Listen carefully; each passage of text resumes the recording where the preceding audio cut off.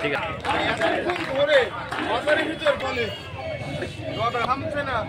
আসলে দলের প্রতি তার একটা ব্যক্তিগত নেশা আছে।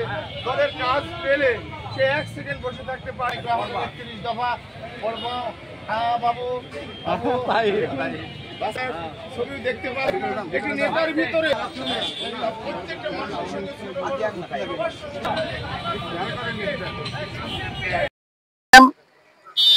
13 জুলাই 2023 বিএনপির ভারপ্রাপ্ত চেয়ারম্যান জনাব তারেক রহমান জাতির উদ্দেশ্যে জাতির সামনে উত্থাপিত রাষ্ট্র কাঠামো মেরামতের জন্য যে 31 দফা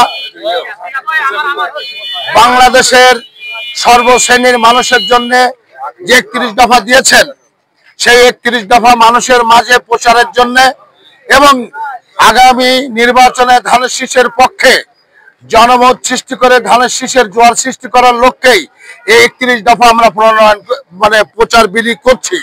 এখানে প্রকাশ থাকে যে আপনারা জানেন যে 1978 সালে শহীদ রাষ্ট্রপতি জিয়াউর রহমান 19 দফা কর্মসূচি বাংলাদেশের মানুষের মুক্তির কল্যাণের জন্য, এই সনদ জনগণের ম্যান্ডেট নেওয়ার জন্য 1978 সালে রাষ্ট্রপতি নির্বাচনের আগে জনগণের উদ্দেশ্যে তিনি বলেছিলেন যে 19 দফা কর্মসূচি যদি মানুষের মুক্তি আসে, এই কর্মসূচির সপক্ষে আপনারা 78 সালে রাষ্ট্রপতি নির্বাচনে জিয়াউর রহমানকে ধানের শীষের পক্ষে ভোট দিবেন।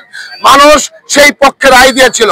আজকেও ঠিক এই 31 দফা আমাদের ভারপ্রাপ্ত চেয়ারম্যান জনাব তারেক রহমান দেশ এবং জাতির রাষ্ট্রের কল্যাণের জন্য, রাষ্ট্র মেরামত করে এটি গণতান্ত্রিক রাষ্ট্র নির্মাণের জন্য, বিভিন্ন শ্রেণী পেশার মানুষের জন্য বিশ্বমানের উন্নয়নশীল রাষ্ট্রে পরিণত করার জন্য এই 31 দফা দিয়েছেন।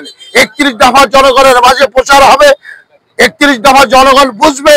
31 দফার পক্ষে যে 26 ফেব্রুয়ারিতে নির্বাচন হবে, সেই নির্বাচনে ধানের শীষের পক্ষে জাতীয়তাবাদী সরকার গঠনের সুযোগ দেবে এবং রাষ্ট্র পরিচালনার সুযোগ দেবে। এবং সেই সুযোগ পেলে এই আমাদের ভারপ্রাপ্ত চেয়ারম্যান জনাব তারেক রহমান বিশ্বমানের নতুন একটি বাংলাদেশ, এই বাংলাদেশ প্রতিষ্ঠা করবেন এবং বাংলাদেশের সকল শ্রেণী পেশার মানুষের স্বার্থ রক্ষা হবে।